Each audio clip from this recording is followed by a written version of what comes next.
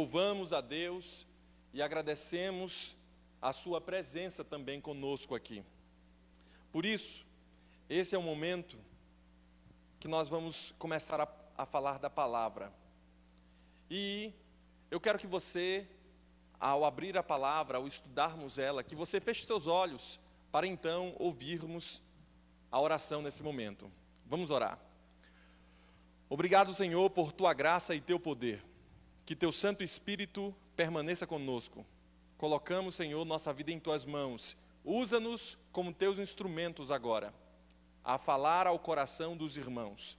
Hoje, dia de Páscoa, Senhor, comemorando esse final de semana, essa Semana Santa, pedimos a Ti que o Senhor esteja conosco. Tudo isso te oramos e agradecemos em nome de Jesus. Amém, Senhor. Neto, depois ajeita aqui se for caso.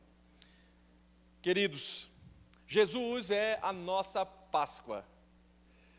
O diabo, ele tenta mudar tudo. O diabo, ele é astuto e ele consegue mudar tudo e fazer o povo acreditar de forma diferente. O acontecimento mais relevante neste mundo foi o nascimento de Cristo. Nasce então o Deus, se torna criança e nasce da Virgem Maria. O diabo consegue fazer uma mudança de marketing, que as pessoas no Natal não lembram mais de Jesus. Você pode ir no shopping, nos lugares aí, você percebe que você quase não vê presépio. Você vê quem? O bom velhinho sentado lá, senta o bom velhinho e tudo, vem as crianças, sentam no colo do bom velhinho, conversam com ele, pedem ali os seus presentes, pedem as suas coisas, mas ninguém lembra de Jesus, que foi o acontecimento melhor deste mundo. O dia mais importante, o Natal, Deus que se fez carne e que trouxe a boa nova de que o Salvador chegou. Aí então, vem a segunda data mais importante, a Páscoa. A Páscoa, as pessoas quase não estão lembrando o significado da Páscoa. As pessoas estão lembrando do quê? Estão lembrando que agora baixaram os preços do chocolate e estão tendo promoções de chocolate por aí. As pessoas estão lembrando agora que o coelhinho da Páscoa, as crianças lembram que o coelhinho da Páscoa vai trazer chocolates muito gostosos no período de Páscoa. Os pais já não falam mais para os seus filhos a importância da Páscoa e o que é a Páscoa, mas se fala especificamente dos ovos e do chocolate e desse comércio que nós temos hoje aqui. Sabe, queridos, Jesus, ele é a nossa Páscoa. Por isso, o diabo, ele é astuto e ele consegue mudar as coisas. Um momento em que Jesus morre na cruz para salvar a humanidade, o momento mais relevante de toda a história da humanidade, é esquecido pelos ovos de Páscoa. E vos nasceu hoje, na cidade de Davi, o Salvador, que é Cristo Jesus, o Senhor. Sabe, queridos, a palavra Páscoa vem do verbo que significa passar por cima, dar uma ideia de livramento. Deus literalmente manda o anjo destruidor passar por cima da casa dos israelitas, protegidos pelo sangue do Cordeiro Pascual, que foi imolado para o propósito de livramento, ao mesmo tempo que feria de morte todos os primogênitos, quer sejam os animais, quer sejam os filhos dos egípcios. Você conhece a história? 10 pragas caíram sobre um reino chamado Egito. Essas 10 pragas que caíram, elas tiveram um objetivo: fazer uma guerra contra os deuses daquela época. Qual eram os deuses do Egito? Esses deuses que giravam em torno da cultura egípcia desafiaram a Deus. Você pode lembrar muito bem que quando Moisés chega de primeira, ele faz o quê? Ele pega seu cajado, joga no chão e então ele mostra o poder de Deus. O cajado de Moisés vira o quê? Uma cobra, uma serpente. E aí então os magos dos reis falam: não, mas os deuses do Egito são mais poderosos. Chamem aqui os magos. E aí chamaram então os magos, eles jogaram ali e fizeram também a mágica deles de conseguir, e as cobras surgiram ali. A história bíblica diz que a cobra do cajado de Moisés engoliu as outras 2 cobras. Interessante, mostrando a superioridade de Deus. Depois você começa a ver as pragas caindo, as rãs vindo. Primeiro o mar se tornou vermelho ali, se tornou em sangue. Depois vieram as pestes, vieram as rãs, vieram as moscas, acabaram com os animais, acabaram com a economia. E por fim dessas pragas vem o quê? A morte dos primogênitos. Incrível, queridos, que até aquele momento ninguém acreditava que poderia acontecer isso. As pessoas falavam assim, puxa vida, nunca que os escravos podem destruir a economia do Egito, a nação mais poderosa até aquele presente momento. Eles tinham o rio Nilo que traziam todos os alimentos para ele, e havia abundância. Até mesmo quando houve uma peste em toda aquela região que foi assolada, o que aconteceu?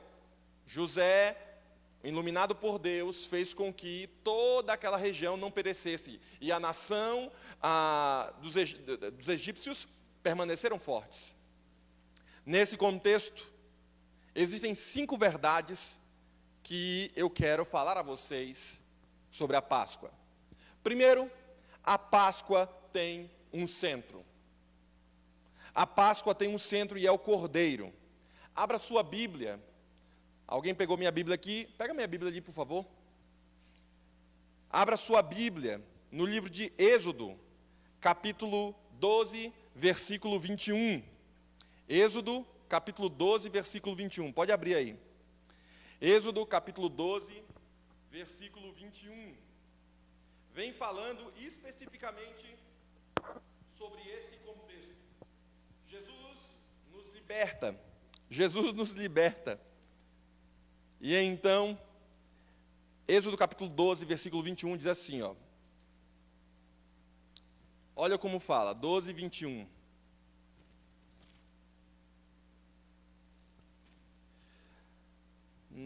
Aqui, versículo 21.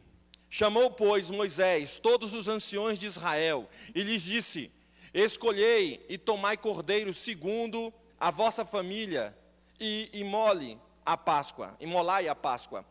Verso 22, tomai um molho de isopor, e molhai no sangue que estiver na bacia, e marcai a verga na porta, e suas ombreiras com o sangue que estiver na bacia. Nenhum de vós sai da porta de sua casa até pela manhã.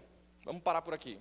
Então imagina só, eles fizeram, matem o cordeiro, juntem as famílias, se tiver família muito pequena, mata só um para 2 famílias, juntem, e então vocês pintem os umbrais da porta de vocês com o sangue do cordeiro.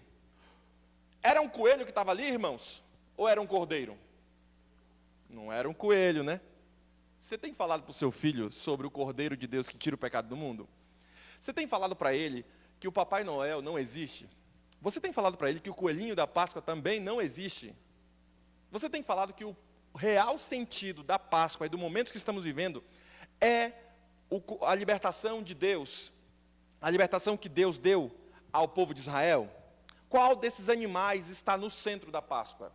Será que é ali o coelho? Sabe?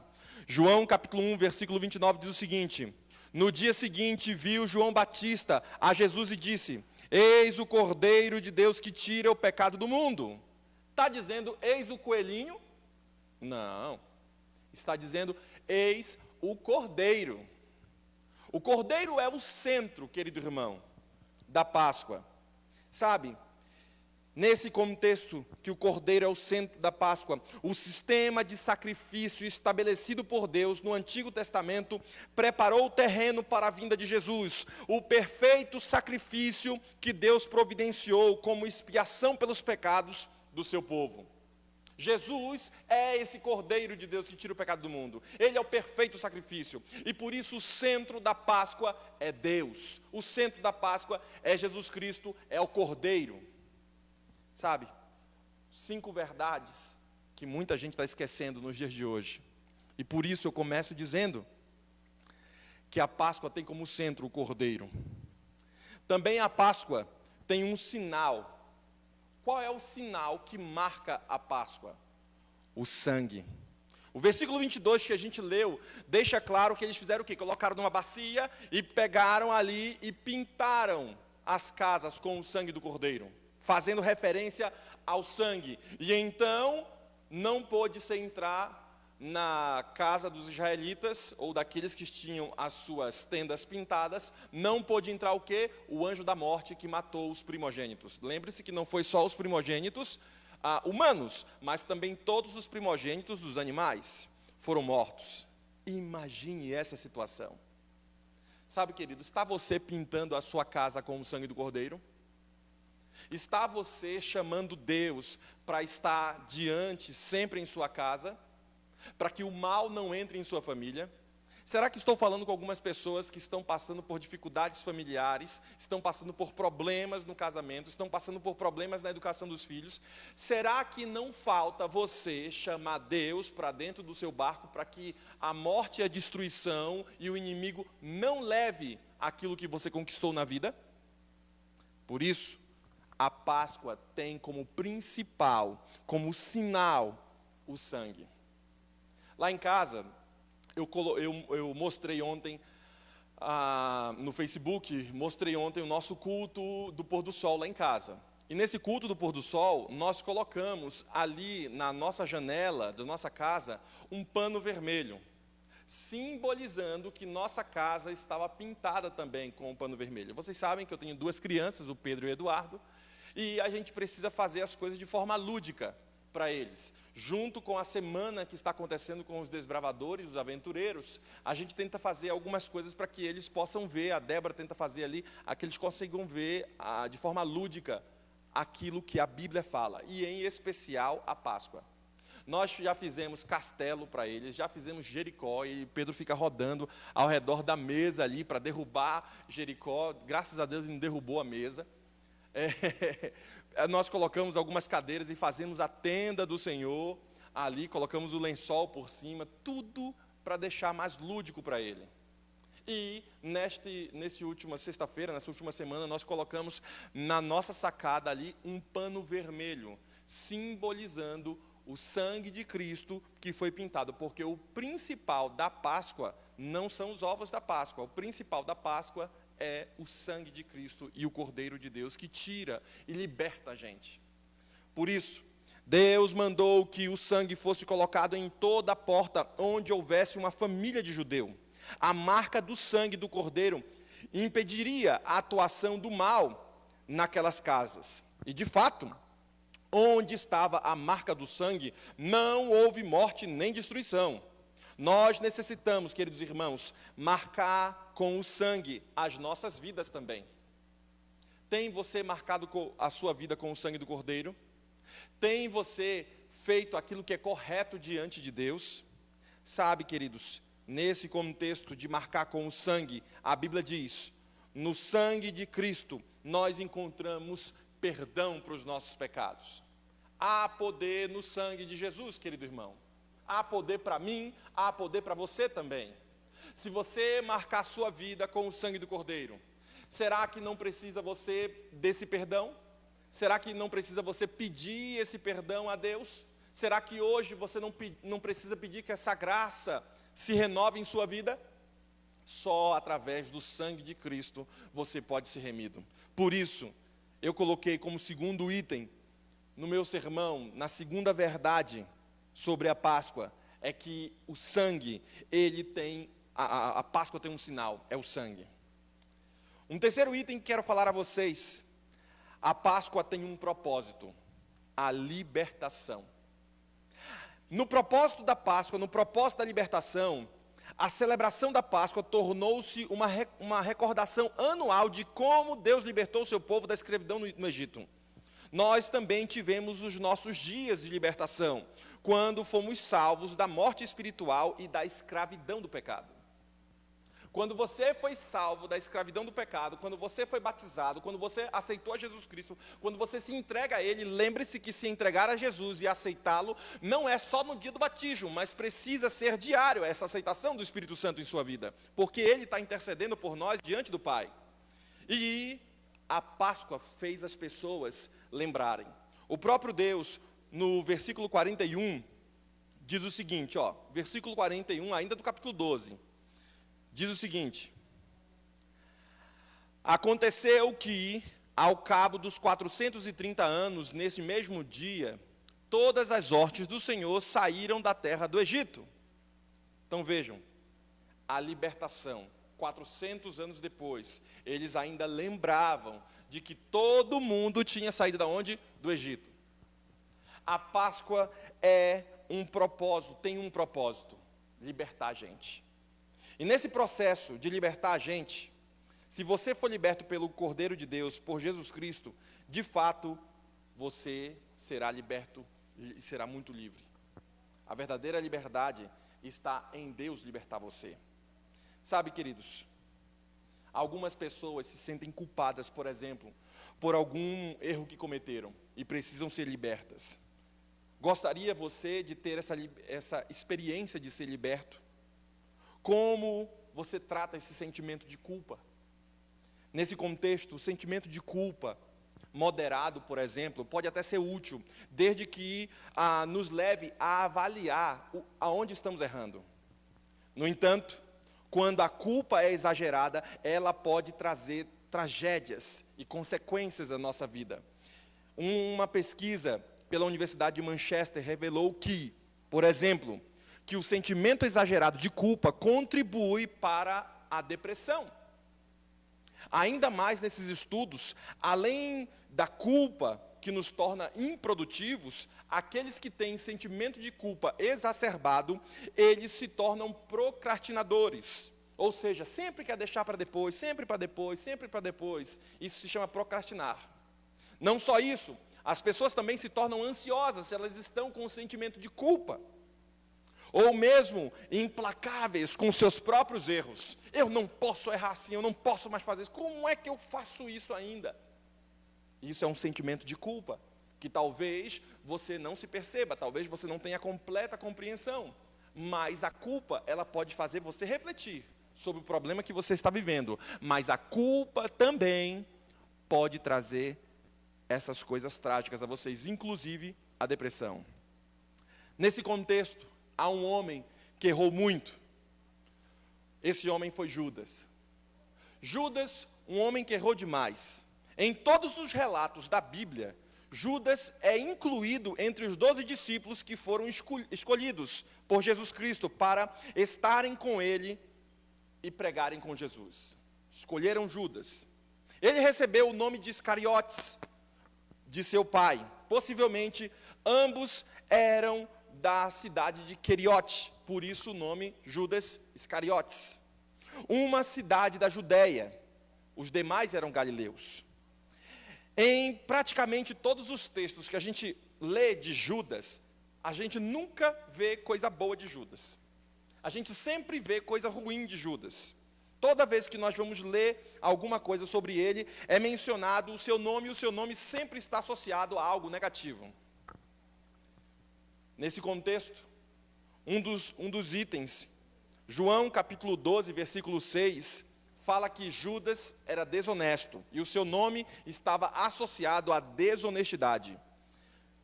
Chama Judas de ladrão, pois tinha o hábito de furtar parte das ofertas que eram colhidas para o caixa dos apóstolos. Outra vez que falam de Judas, falam que Judas era avarento. Por exemplo, Mateus capítulo 26, versículo 14 ao 15, fala sobre e demonstra que Judas partiu da iniciativa dele de estimular os sacerdotes a dar-lhe dinheiro a fim de facilitar a captura de Cristo. Quem propôs para os sacerdotes pegarem Jesus foi quem? Judas. Ele era avarento, ele queria só pensar no dinheiro, não estava pensando nas pessoas. Judas também era negligente. Em sua oração sacerdotal, Jesus chama Judas de filho da perdição, em João capítulo 17, versículo 12. Ele era negligente. Não só isso, Judas era falso e traiçoeiro. As escrituras relatam que Judas conduziu os guardas até o Getsêmani com a intenção de prender Jesus. A dissimulação de Judas foi tamanha que chegou ao ponto de saudar Jesus com beijos. Imagina só alguém dissimulado, sabe aquele camarada que te dá um tapinha na costa assim, e o cara te odeia? Sabe aquele camarada falso? Falsidade e traição. Esse era Judas. Toda vez que a gente lê alguma coisa na Bíblia, eu sempre vejo o nome de Judas associado a alguma coisa ruim. Sabe, queridos, nesse contexto, há liberdade através da Páscoa. Ela pode te libertar da culpa. Talvez esteja falando com algumas pessoas que não tenham todas as características de Judas, mas por algum motivo fizeram algo errado e se sentem culpados. A Páscoa, o Cordeiro Pascual, pode libertar você. Sabe, a vida de Judas, por contraste, oferecia várias lições, importantes para todos que estão ouvindo esse sermão nesse dia. A primeira lição que quero tirar da história de Judas, uma história trágica de alguém que foi escolhido como líder da igreja, porque você nunca escolhe um tesoureiro que o camarada não tem uma boa índole diante dos demais. Você nunca escolhe, né? Meu tesoureiro está ali. Você sempre escolhe os melhores para ser o tesoureiro. Escolheram o melhor. Escolheram quem? Judas. E nesse contexto, ele teve um monte de coisa que ele fez na vida dele que foram ruins. E eu relatei para vocês que o nome de Judas sempre está associado a coisas ruins. Não só isso, você percebe que até nos dias de hoje, quando você fala de Judas, sempre o pessoal quer malhar o Judas. Lembra? Não sei se ainda tem hoje aqui. Aqui em São Paulo não tem mais das cidades do interior. Tem sempre isso. Tem aqui em São Paulo malhar o Judas. E aí eles colocam lá, sempre algum político ou alguém que eles odeiam, e eles colocam pendurado, tocam fogo, batem, jogam pedra, associando a palavra Judas a esse tipo de coisa. Não bote o nome do seu filho de Judas, por favor. E ele teve algumas coisas que ele fez ruins, que eu comentei a vocês, mas eu consigo ainda tirar algumas lições de Judas. A primeira lição que eu consigo tirar da história de Judas, alguém que começou muito bem e que terminou muito mal, é que há um perigo mortal do pecado secreto. Estou falando com você. Um pecado que ninguém sabe. Sua esposa não sabe, seu esposo não sabe, seus pais não sabem, as pessoas da igreja não sabem. Pecado oculto, pecado secreto. Judas, por muito tempo, nutriu em seu coração a cobiça e praticava de forma escondida pequenos furtos. Olha só. Talvez esteja falando com alguém que é líder da igreja, que está sempre aqui, mas tem um pecado escondido. Isso está sugando sua energia vital. Isso está destruindo sua vida, destruindo quem rodeia, porque Deus não consegue te abençoar. Sabe, queridos, a associação com o que é espiritual não garante que nos tornemos pessoas espirituais.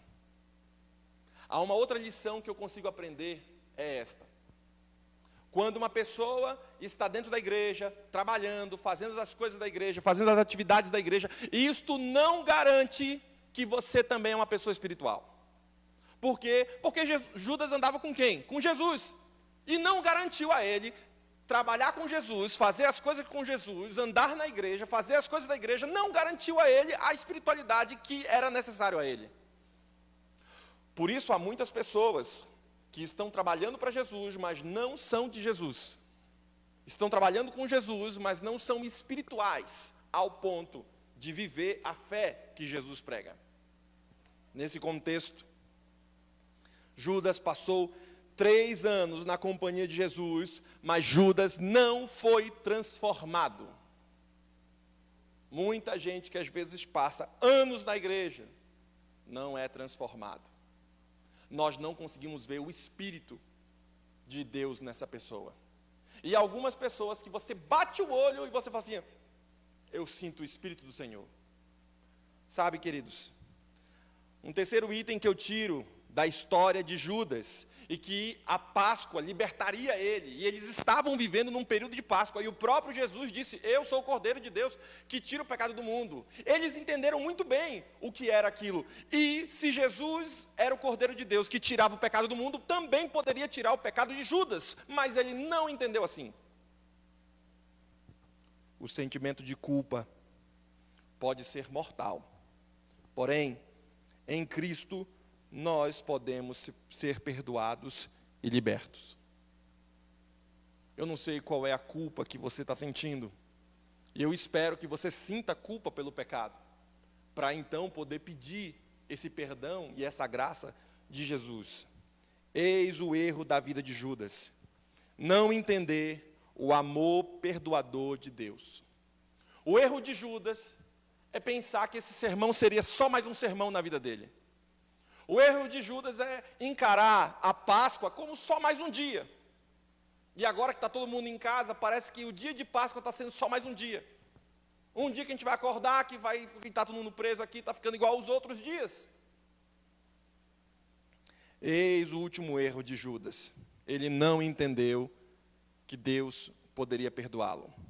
Judas poderia ter sido restaurado ao favor divino, assim como Pedro foi restaurado. Vocês sabem a história de Pedro. Pedro, assim como Judas, errou feio. Jesus falou com ele, olha, Pedro falando, mas eu não vou te abandonar e nem nada, eu vou sempre ficar com o Senhor. Jesus olha para ele e diz assim, olha, antes do galo cantar, nas 3 vezes, você vai me negar. Vou nada, imagina só Jesus falando isso na frente de todo mundo, dos 12. Vou nada, rapaz, eu sou aqui, Jesus, para com isso, rapaz, eu sempre esteve do seu lado. A história diz que Jesus, quando estava sendo açoitado, preso ali, enxovalhado, Pedro começou a negar a Jesus. Ah, esse daqui não é um dos irmãos da igreja lá? Não, sou nada. Você não é crente? Imagina fazendo essa pergunta para você dentro do seu trabalho. Mas você não é crente? Como é que você faz isso? Imagina fazendo essa pergunta para você dentro da escola. Mas você não é crente? Como é que esse rapaz crente fazendo isso? Negou a Jesus. E ele no meio da rua. E pega e pergunta, mas você não é adventista? Não, que negócio de crente, eu quero fazer minhas coisas aqui. Negando a Jesus. Por quê? Porque o testemunho também conta muito. E se você não dá um bom testemunho lá fora, você está fazendo o quê? Negando a Jesus, como Pedro assim fez.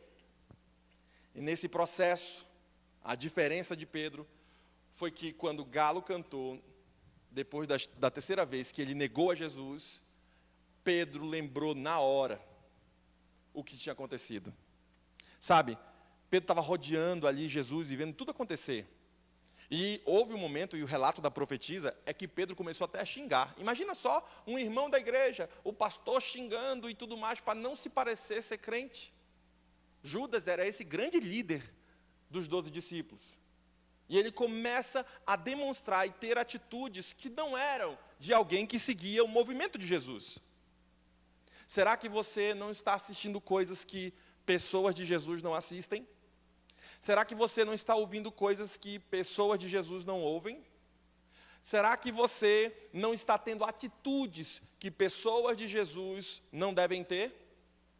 Se isso é real na sua vida, então saiba, você está negando a Jesus.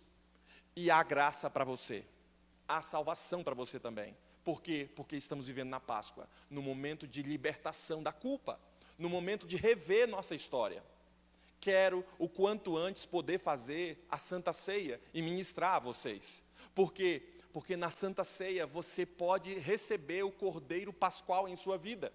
Assim como eles pintaram as portas da casa deles, você pode pintar toda a sua vida com o sangue do Cordeiro representado pelo vinho.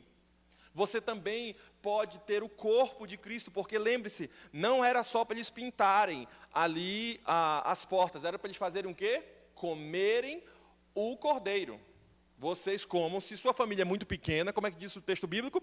Se sua família é muito pequena, faz você com a família do lado, e vocês vão comer esse cordeiro. Só que é o seguinte, vocês vão comer o cordeiro já com os cintos amarrados e as chinelas no pé, e não demorem no momento de comer. Era essa a regra que disseram. Vocês vão comer o negócio, meu irmão, vocês vão se embora. E aí, então, eles foram, você já conhece a história, chegaram no Mar Vermelho. Lembra-se do sermão do penúltimo sábado, que a irmã contou, entre Piairote e Baal-Zefron, que eram 2 montanhas. Eu lembro do sermão da irmã. Eles estavam diante do Mar Vermelho, Deus abriu o Mar Vermelho para eles, Deus engoliu todos os egípcios com suas carruagens, não só morreram os primogênitos, mas morreram também os pais desses primogênitos e todo mundo que era líder ali no Egito. Deus pode fazer da sua derrota uma vitória, querido irmão. Se você entender que a Páscoa tem esse significado e se você não ficar perdendo tempo com os ovinhos de Páscoa, esse é o momento de rever sua história. Judas foi um camarada que esqueceu o que eu estou falando aqui. A história de Pedro foi diferente. Ele começou a chorar e se arrependeu de seus pecados. Judas, Pedro só queria, na realidade, cuidar só do pessoal da igreja ali, mas ele não queria pregar fora. Quem foi que pregou fora? Paulo. Houve um momento que ele teve uma discussão com Paulo e ele entendeu claramente o que Deus queria para ele, e a história bíblica diz o quê? Que ele foi embora. E houve uma profecia para Judas: você vai ser preso e vão amarrar você, e você vai ter uma morte muito difícil, e você será amarrado por alguém mais jovem, e você será velho, não terá mais energia para isso. Nesse contexto aqui, a palavra de Deus assim declara. Tá bom o áudio? Tá bom o áudio, Pedro? Tá chiando o áudio, vão falando pra gente aí. Deve ser o cabo ali. Nesse contexto, pode tirar esse daí, eu acho que é esse aí. Houve um sentimento de culpa mortal em Pedro. Judas poderia ter sido restaurado assim como Pedro foi restaurado, mas ele não prestou atenção ao sermão. Ele não prestou atenção ao sermão do monte, ele não prestou atenção à vida de Jesus, ele ficou preso às coisas humanas e às coisas terrenas. Sabe, queridos, há uma história de uma senhora que estava muito doente. E essa senhora muito doente, o filho dela morava nos Estados Unidos e tinha uma boa vida. E essa senhora sempre recebia visitas de 2 irmãos de nossa igreja. E esses irmãos, ao visitarem essa senhora, eles viam que ela era uma senhora muito pobre. Mas toda vez que eles chegavam, essa irmã falava muito bem do filho dela que morava nos Estados Unidos. Meu filho é muito gente boa. Por semana ele me manda 2 cartas. Sempre com um cartazinho azul, ou um cartazinho verde, um papelzinho verde, e me manda uma carta. E eu leio a carta de meu filho.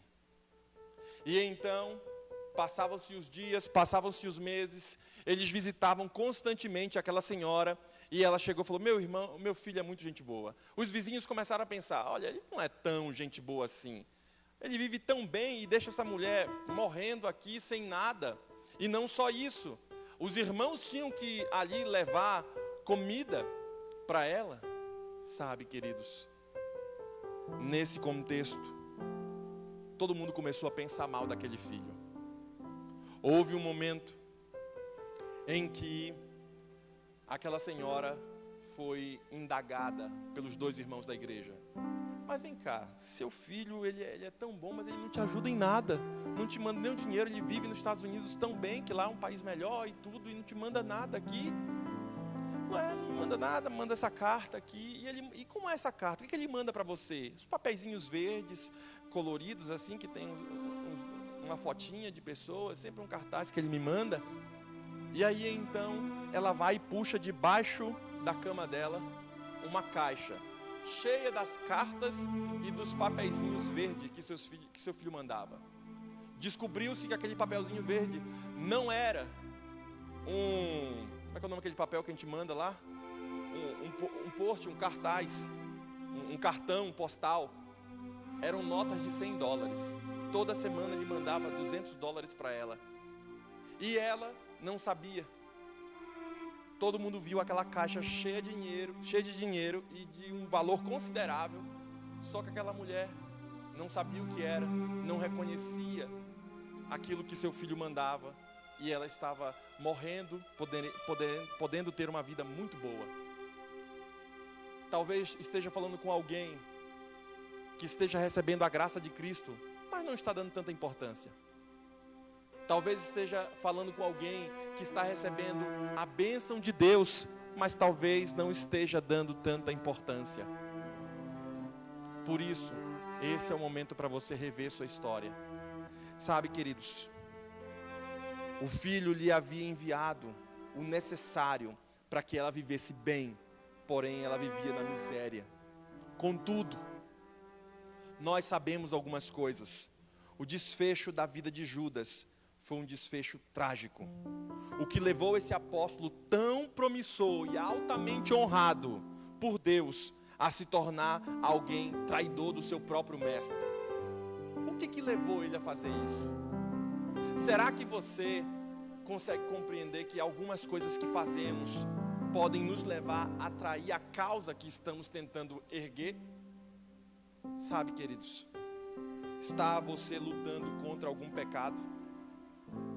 Tem você carregado o fardo da culpa por algum erro que você cometeu no passado? Você tem à disposição a graça de Cristo? Você pode encontrar paz e perdão, querido irmão, no conforto de Deus, no conforto de Jesus. Ouça o convite de Deus: vinde a mim, todos os que estão cansados e sobrecarregados, e eu vos aliviarei. A Páscoa é essa liberdade que Deus quer dar para você.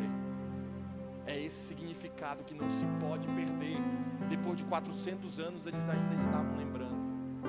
A Páscoa quer te ajudar. A Páscoa tem esse propósito de libertar da culpa. A Páscoa tem essa mensagem de vida ou morte. A Páscoa, ela tem um propósito de comemorar e de relembrar o que aconteceu. Jesus é a nossa Páscoa. Ele é a nossa libertação. Troque a palavra Páscoa por libertação. Jesus é a nossa libertação. Libertação desse mundo de culpa, de pecado, de dor, de sofrimento. Nossa libertação para algo melhor e maior. Porque mesmo que você passe pelo vale da sombra e da morte, mesmo que você esteja sofrendo, Jesus pode te libertar. Você não vai sentir, mesmo sofrendo, porque Ele vai preencher os buracos do teu coração. Quer você receber essa graça? Quer você obter essa vitória? Nós teremos um louvor agora. E enquanto o irmão estiver cantando, eu quero que você coloque a mão no seu coração nesse momento. Peça para Deus: Senhor, mude meu coração, mude minha vida. Não me deixe, Senhor, viver com esse sentimento de culpa e com os erros que tenho feito. Ajude-me, Senhor, a transformar a vida pelo Teu poder, porque há poder, querido irmão, no sangue de Jesus.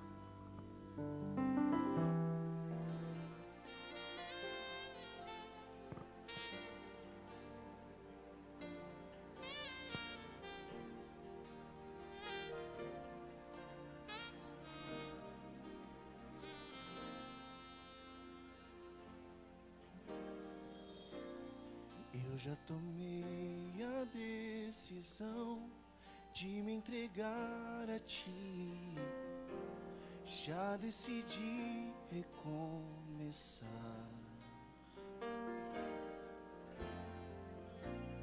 Mas estou preso ao meu viver, com tanta coisa pra fazer. Já não consigo mais tempo pra te ver. Eu queria ter um tempo, conversar contigo a sós. Eu preciso deste tempo pra ouvir a sua voz. Sempre que eu paro pra pensar, e vem a sensação de rir que não vou mais conseguir.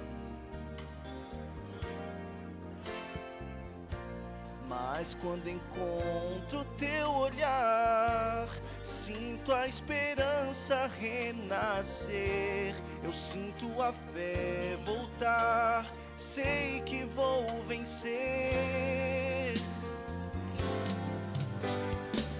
Me transforma, vem minha vida mudar. Como eu quero ser diferente, Senhor. Aceita o grito de um coração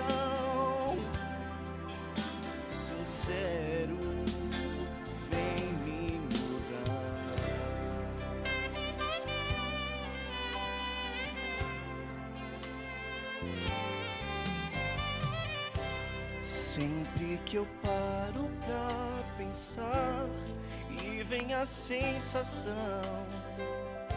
de rir que não vou mais conseguir. Mas quando encontro teu olhar, eu sinto a esperança renascer, eu sinto a fé voltar, sei que vou vencer.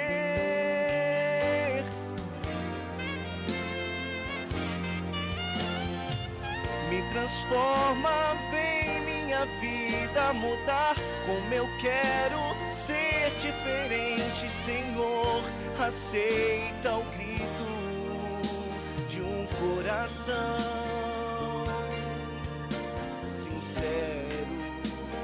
Vem me mudar, me transforma, vem minha vida mudar, como eu quero ser diferente, Senhor, aceita o grito de um coração sincero. Vem me mudar.